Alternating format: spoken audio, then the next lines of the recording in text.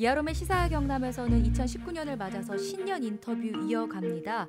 오늘은 경남의 교육을 책임지고 있는 분이죠. 박종훈 경상남도 교육감 스튜디오에 직접 모시고 얘기 나눠보겠습니다. 그 학생 인권조례 제정 반대 측으로부터 항의를 많이 받으실 거예요. 크게는 두 개로 동성애를 조장한다는 이야기를 하시고요. 또 네. 하나는 이제 아이들이 지나치게 버릇이 없어져서 어른들이 이제 선생님들이 어려워질 수 있다는 그 두 가지를 이야기를 하시는데, 예를 들어서 반성문을 쓸 수 없다. 학생들의 교복 입을 자유를 주겠다. 소지품 검사 못한다. 이런 거에 대해서 수정 가능성도 있습니까? 내 마음이 전혀 그렇지 않은데 강요에 의해서 반성문을 쓴다면 그건 참 양심에 반한 것이거든요. 저도 학교 현장에 있으면서 아이들을 매질도 하고 막 그렇게 했습니다만, 내가 매질을 할 때 그 아이가 선생님 잘못했습니다라는 이야기가 정말 반성해서 잘못했습니다가 아니고 선생님의 매가 두려워서 잘못했습니다라고 이야기하는 게 보입니다.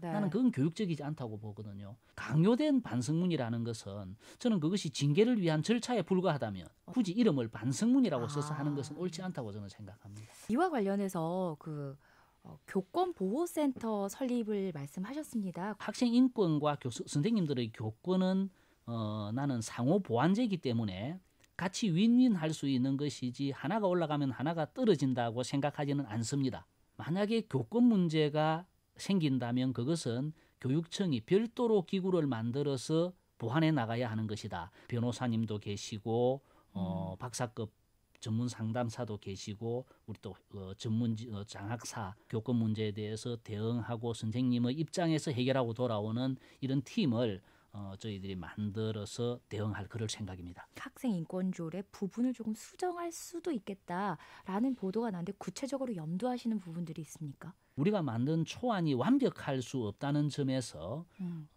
부분적으로 내용을 보완하고 의견을 들어서 보완하고 고칠 것이 있으면 고치겠다는 것인데, 전체적으로 7그 부분 정도 의견들이 모아지는 것 같습니다. 예컨대 학교에서는 학생들에게 노동을 강요할 수 없다, 이런 구절이 있습니다.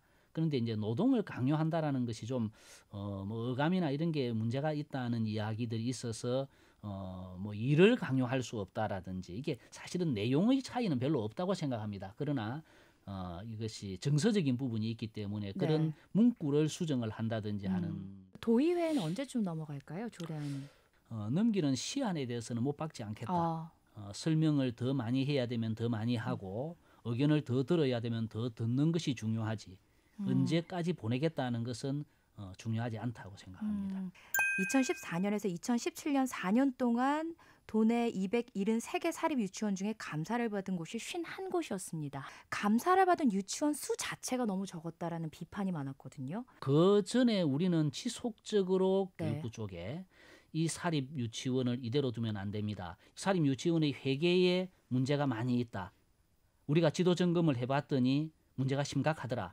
여기에서 빨리 에듀파인이 도입이 돼야 되고라는 이야기를 수차례 건의를 했죠. 그랬는데 마침 이 문제가 터지고 나서 2년 동안 경상남도 교육청은 사립유치원에 대해서 감사를 전혀 안 했네라고 이제 이렇게 비추어진 거죠. 거기에 대해서 안 한 것은 사실이니까 받아들입니다만, 그런 저간의 사정이 있었다는 것과 너무 그냥 이렇게 막 두들겨 패서 어떤 공공의적으로 만드는 데 대해서도 저는 사실은 좀 부담스러움이 있습니다. 그중에서 양심적으로 운영하는 사립 유치원도 있거든요. 그런 사람들에게한테까지 그냥 모두를 공공의적으로 만들어버리는 것은 옳지 않죠. 그냥 두드려 잡기 위한 감사이기보다는 지도 점검하고 앞으로 바르게 나아갈 수 있는 그런 어떤 지도의 요소로 삼겠습니다. 올해부터 경남 도내 모든 고등학교까지 무상급식이 전면 확대가 됩니다.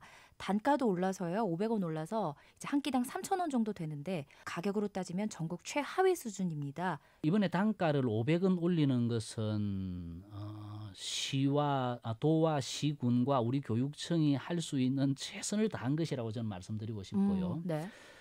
또 거기다가 지금까지는 초중학교하고 농산어촌 지역의 고등학교만 했는데, 이번에 이제 도시 지역의 고등학교까지 확대된 것도 올해 이제 처음 시행이 되는 것이고요. 그러나 언제나 급식은 여기서 됐다라는 만족을 표시할 수 있는 곳이 아니잖아요.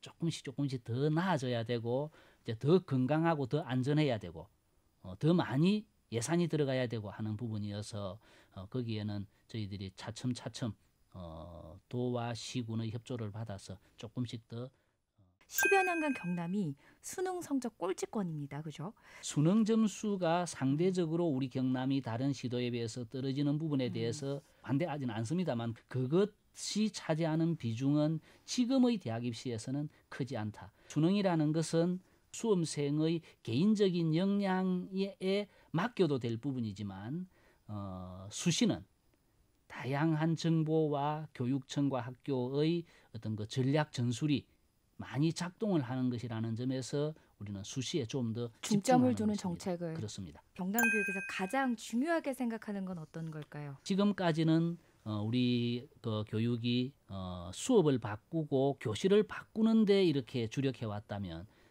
앞으로 올 1년을 포함해서 앞으로는 미래지향적인 교육으로 나아가고 싶습니다. 그 과정에서 학교 전체가 인권이나 또는 학생들의 그 정서가 좀 더 이렇게 상향되어서 학생들의 창의력과 상상력이 꿈틀댈 수 있는 그런 학교, 저희들의 이 생각을 우리 도민들께서 학부모님들께서 챙겨주신다면 우리 교육이 좀 더 미래로 나아가는데 큰 이정표를 세울 수 있을 것 같습니다.